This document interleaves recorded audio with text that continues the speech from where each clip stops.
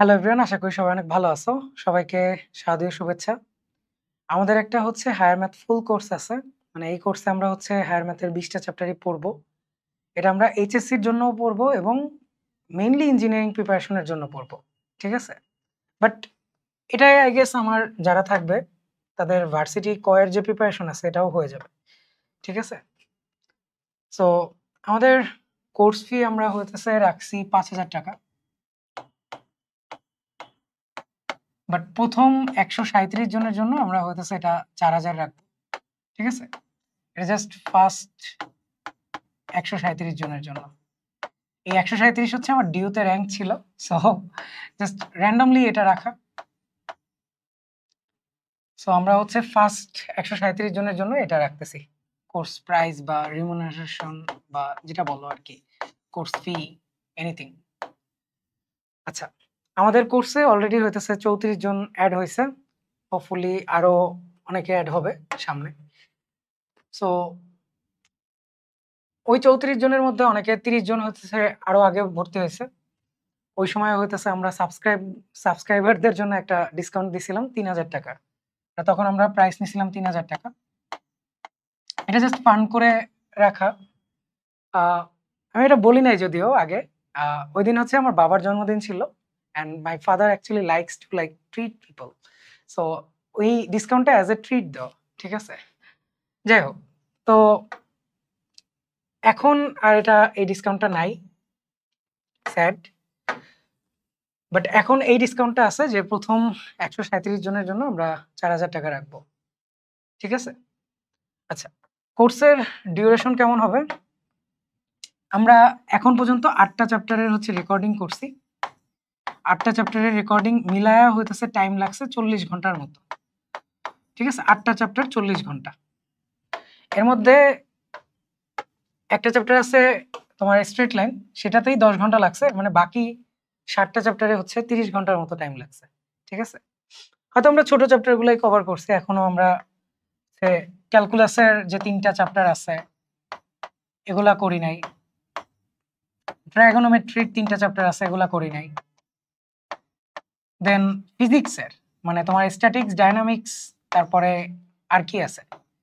Vector. এই ৩ টার যে ফিজিক্সের পার্ট আরকি। এই যে চ্যাপ্টার আছে এগুলো আমরা এখনো করি নাই। মানে এখানে ৯ টা চ্যাপ্টার বাকি আছে। ঠিক আছে? ৯ টা মেজর চ্যাপ্টার বাকি আছে। আর আর কি আছে? ৮ টা ৯ টা আরো ৩ টা আছে। আর ৩ টা কি? আচ্ছা, পিএনসি আরেকটা খুবই major part, permutation and combination. Permutation and combination. So এটারও ৩ টা চ্যাপ্টার আছে। মানে এগুলার সাথে রিলেটেড যে চ্যাপ্টারগুলো আমরা একসাথে পড়াবো। ঠিক আছে? সো এর মধ্যে একটা হচ্ছে যে পারমুটেশন অ্যান্ড কম্বিনেশন নিজেই। দেন বাইনোমিয়াল আছে যেখানে এনসিআর ইউজ হয়। সো ওইটা আমরা একটু পরে পড়বো হয়তো, এটার পরে।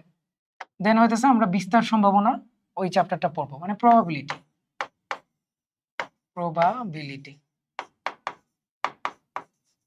আচ্ছা। আমার মোটামুটি ধারণা হইতেছে যে ফুল কোর্সের যে লেন্থ এটা অ্যারাউন্ড ১২০ আওয়ার হবে। আমরা হচ্ছে রেকর্ডেড লেকচার দিতেছি। ঠিক আছে? Recorded lecture. রেকর্ডেড লেকচারের সুবিধা হইতেছে যে স্টুডেন্ট আসলে যেকোনো সময় দেখতে পারে। আর আমরা হচ্ছে একটা টেলিগ্রাম গ্রুপে হইতেছে ডাউটটা ডিসকাস করতেছি।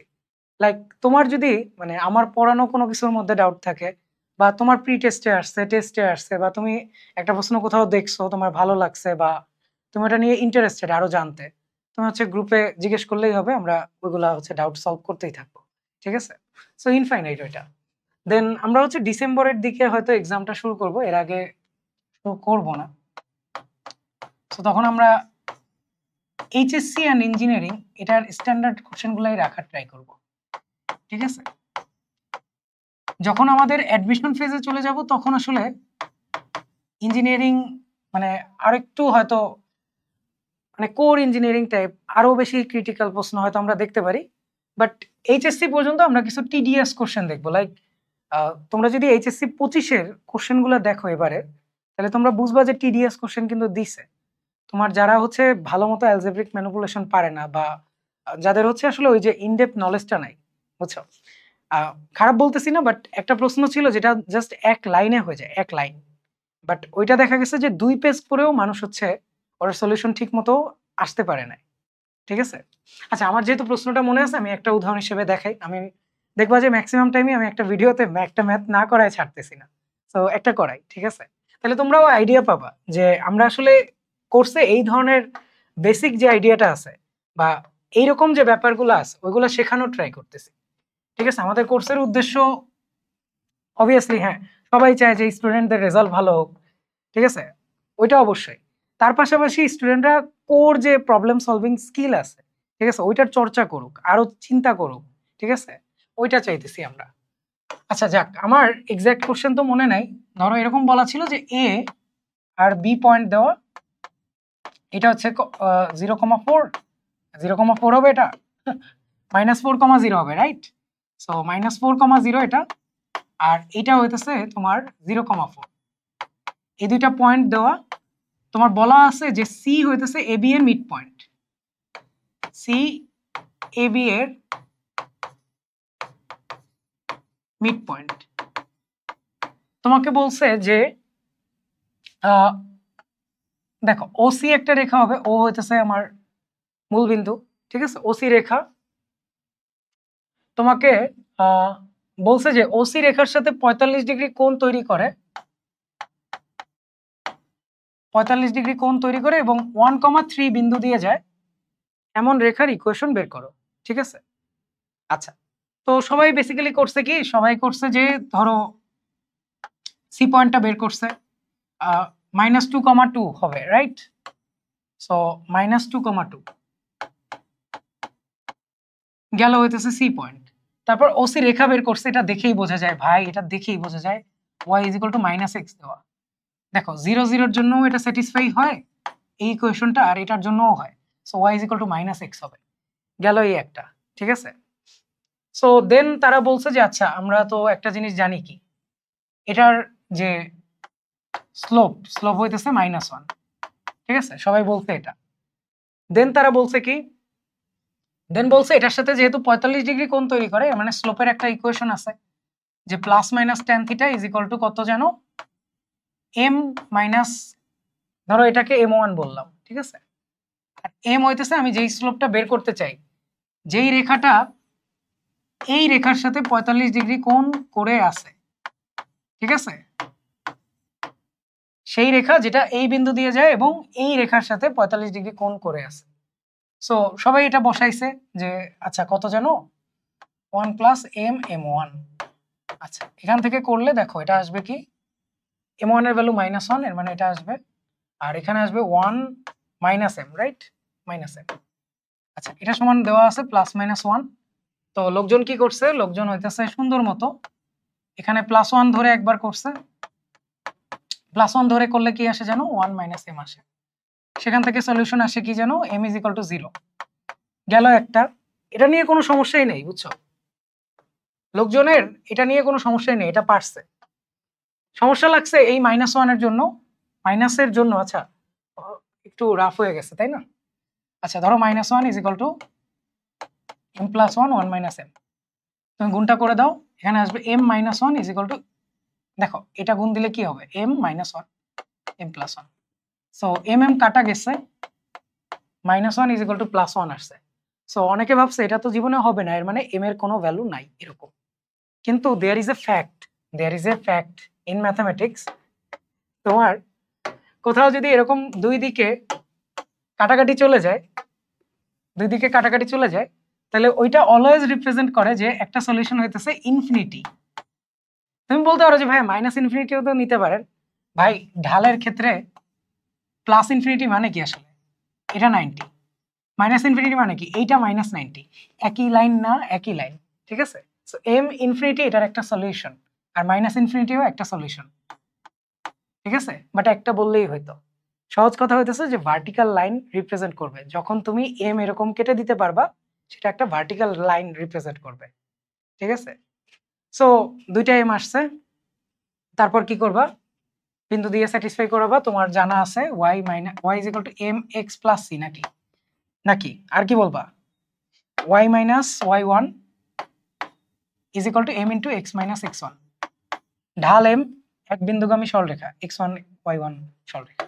তাহলে লোকজন বলছে যে আচ্ছা জিরোর জন্য তো কোনো সমস্যা নাই, Y is equal to Y one, মানে ওয়াই ইজ ইকুয়াল টু 3 একটা সলিউশন। দেন ইনফিনিটি তো অনেকের বেরই হয় নাই, যাদের বের হয়েছে ওরা আশা করি বুঝছে যে আচ্ছা ইনফিনিটি এদিকে ভাগ দিলে 0 আসবে, এর মানে x is equal two x one এটা আসবে, মানে আরেকটা ইকুয়েশন আসবে হচ্ছে এক্স ইজ ইকুয়াল টু 1। ঠিক আছে, সো এইটা অনেকে পারছে ভালো কথা, কিন্তু অনেকেরই হচ্ছে এটা পারতে কয়েক পেজ লাগছে। ঠিক আছে, আচ্ছা আমরা কি চেঞ্জ করতে পারি? আমরা চেঞ্জ করতে পারি আমাদের যদি 9-10 এর জাস্ট একটু আইডিয়া থাকে, কিচ্ছু লাগবে না, এগুলো আর কিচ্ছু লাগবে না। আমার জাস্ট 9-10 এর ছোট্ট একটু আইডিয়া, একটু জ্যামিতি মনে আছে, সাথে সাথে হয়ে যাবে। কি হবে, কেমনে হবে দেখি। ওই এমও বের করা লাগবে না, কিছু বের করা লাগবে না। আমার খালি প্রশ্নটা মনে করো যে 45 ডিগ্রি কোণ তৈরি করবে ওসি এর সাথে, ওসি এর সাথে, আচ্ছা সুন্দর মতো বলে দেই,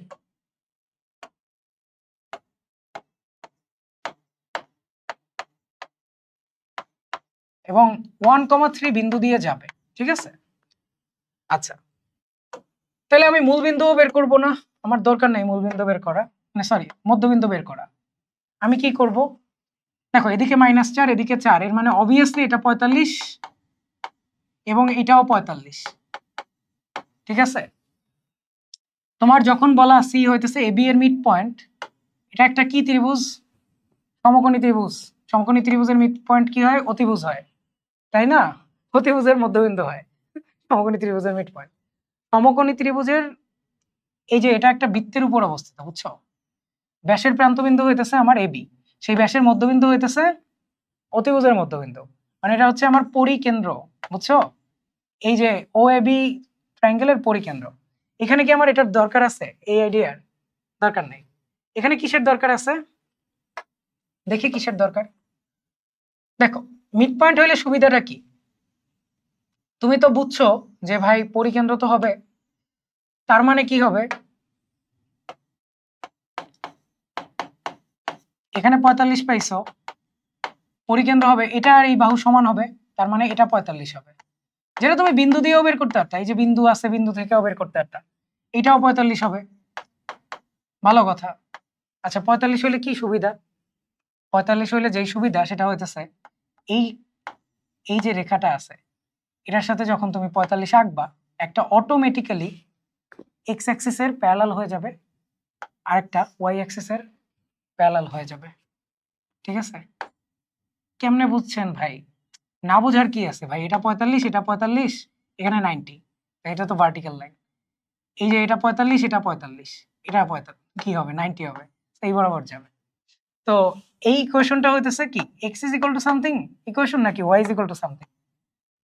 এই ইকুয়েশনটা হইতেছে y is equal to something আকারের ইকুয়েশন, এটা হইতেছে x is equal to something আকারের ইকুয়েশন। তো ওই সামথিং এর মধ্যে বিন্দু কোনটা জানা ছিল, 1,3, ওটা বসবে না? বসবে তো। তাহলে এইটা আসলে আসবে কি, y ইজ ইকুয়াল টু 3, এটা আসবে x ইজ ইকুয়াল টু 1। এখন অনেকে আবার ভুল বুঝছে, আমি মানে একই জায়গায় সলিউশন লিখে ফেলছি, তো অনেকে ভাবতে পারে ভাই আপনি কি এই বিন্দু দিয়ে যায় দেখাইতেছেন, না রে, আমি বলতেছি এই যে রেখাটা আছে, রেখাটা হয়তো উপরে হবে, নিচেও হতে পারে, এই রেখাটা হয়তো এখানে না হয় এই পাশে হবে, ঠিক আছে, বা এই পাশে হবে, যে কোনো জায়গায়। আচ্ছা এই পাশেই তো হবে, x ইজ ইকুয়াল টু 3 না, sorry x is equal two 1, এই পাশে হবে, y ইজ ইকুয়াল টু 3, হ্যাঁ এটার চেয়ে একটু উপরে হবে। আচ্ছা রেখা শিফট হোক উপরে নিচে পাশে যাই হোক, কোণ তো এইটাই তৈরি করবে, তাই না? সো এই ফর্মে আসবে, বুঝলে এক লাইনের ম্যাথ, এই প্রশ্নটা চিত্র আঁকলে এক লাইনের ম্যাথ। তো এই যে ধরো কিছু বেসিক জিনিস লাইক এম কাটা গেলে তোমার এম যে কাটা গেলে এটা প্লাস মাইনাস ইনফিনিটি হবে, এটা তোমাকে দেখবা তোমার কোনো টিচার হয়তো কলেজে বা আগে বলতে পারেন না, ঠিক আছে, হতে পারে মানে খেয়াল হয় না বা কিছু।